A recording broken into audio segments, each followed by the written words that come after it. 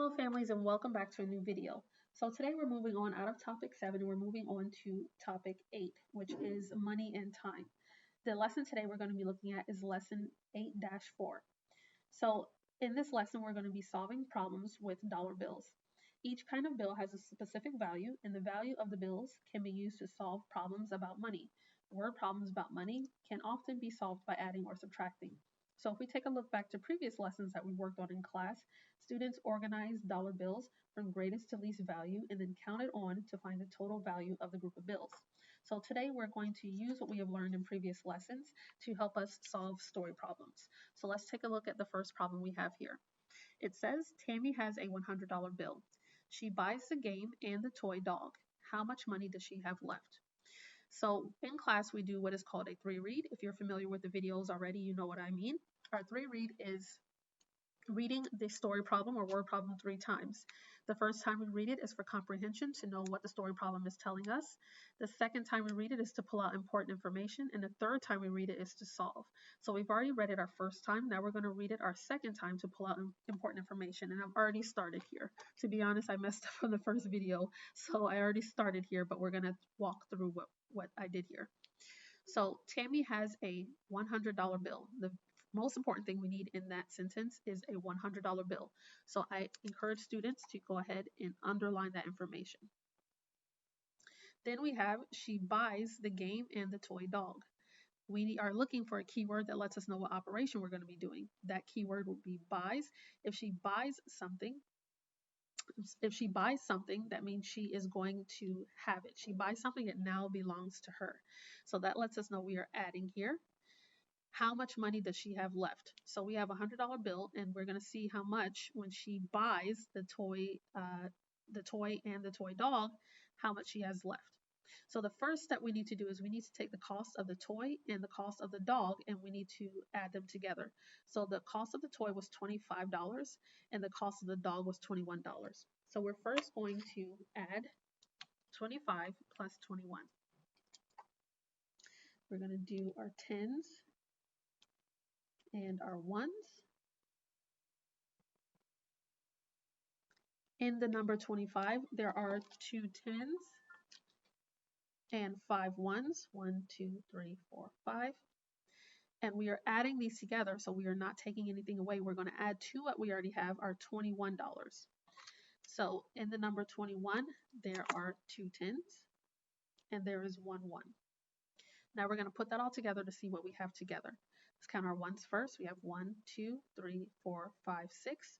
6 ones equals 6. And then we're going to add our tens together. We have 1, 2, 3, 4. 4 tens equals 40.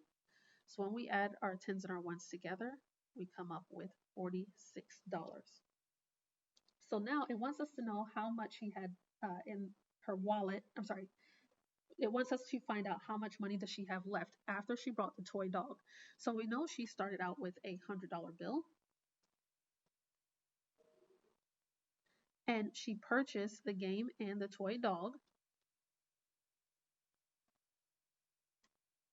And we know the total combined for those two things that she purchased was $46. So we need to find out how much she has left. Okay, so I'm going to cover that for a second, our word problem, so that I can draw out. So I am going to do a number line. And with our number line, I'm going to count on or add up to find the total cost of the game and the toy dog from the $100. So we are going to start with 46 because we know that was the total cost of both of those items together. And we're going to count up to subtract. So I'm going to start at 46 and I'm going to add 10 to give me 56. I'm going to count up another 10 to give me 66 because my target number here is 100. Remember, we're adding up to subtract.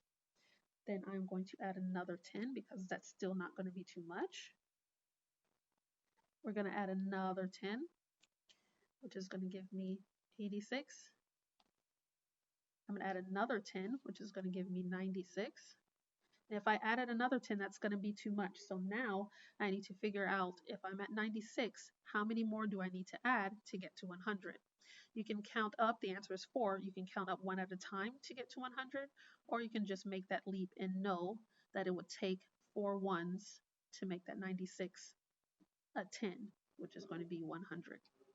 Then I take all of my numbers at the top and I add them together.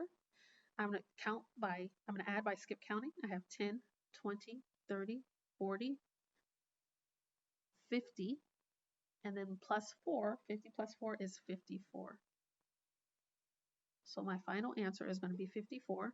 So I know that after she bought the toy and the dog,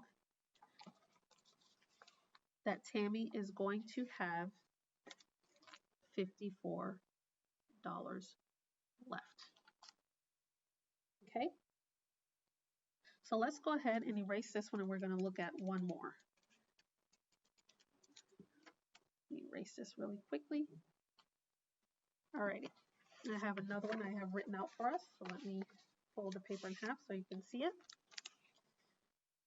Alrighty. Sam had some money in his wallet. He went to the carnival and spent $12. Now Sam has $5. How much money was in his wallet before the carnival? Again, we're going to go through and do our 3 read. We already read it once to get for comprehension, to know what it's asking us. Now we're going to read it again to pull out important information. The first sentence says Sam had some money in his wallet. Again, we're trying to find operations and important numbers that we need. This is important, this word some, because we don't know how much money he had in his wallet, but it is going to be important to our equation, so we need to make sure we circle the word some and put a question mark there. He went to the carnival and spent $12. There's going to be 2 important things we need in that sentence. We definitely need $12. But another key word that we need is spent, because this is going to let us know the operation that we're doing. If someone spends something, they no longer have it. So we know that that's going to mean that we are subtracting. Now Sam has $5. Again, we automatically know that we're going to need that 5. And the word has is going to be important because it tells us the total. Has is one of those keywords that lets us know the total. It tells us he has $5. Our last sentence says how much money was in his wallet before the carnival. So we need how much money, and we know we're looking for before the carnival. Now that we have all of our information from our 3 read, we can go ahead and write down an equation. So we're going to start with what we have here. We have some money. And now if we move further along in our sentence, spent, we know we got that subtraction sign. So some money minus, we also took from that sentence $12. Now we move on to the next sentence, equals $5. So doing our 3 read helps us lay out our equation. Some money, he spent $12. Now he has $5. So now we need to figure out what we can do to find out this missing number, how much money he had before the carnival. What I always tell students in the class is that the opposite of subtraction is going to be addition. So what we can do is we can add our sum and our other number together to find out our missing number. So let's go ahead and do that. We're going to now rewrite our equation to make it be 12 plus 5. Remember, because to solve it, we're going to do the opposite of addition or of subtraction, which is addition, to find our answer. Now we've rewritten it. So now we can go ahead and solve it. I'm just going to do a simple number line. I'll move this up just a little bit. A simple number line. If we are starting at 12, we're going to count up 5. We're going to count up plus 1 equals 13, plus another 1 equals 14, plus another 1 equals 15, plus another 1 equals 16, and then plus 1 more to get 17. Now I'm going to go back and check my work to make sure I only went up 5 ones. So let's see how many ones I have. I have 1, 2, 3, 4, 5. So I did start at 12 and I went up my 5 ones and I landed at 17. So I can erase my question mark now and know that Sam, before he went to the carnival, had $17.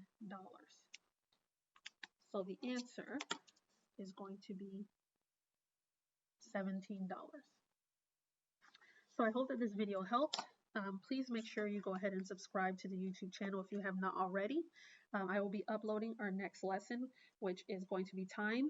And then we will continue with uploading from there. I apologize for the absence. There was a lot of remediation that we were doing, and a lot of the lessons were just compounding on top of another. We were still just doing word problems, and so there wasn't anything really new for me to record.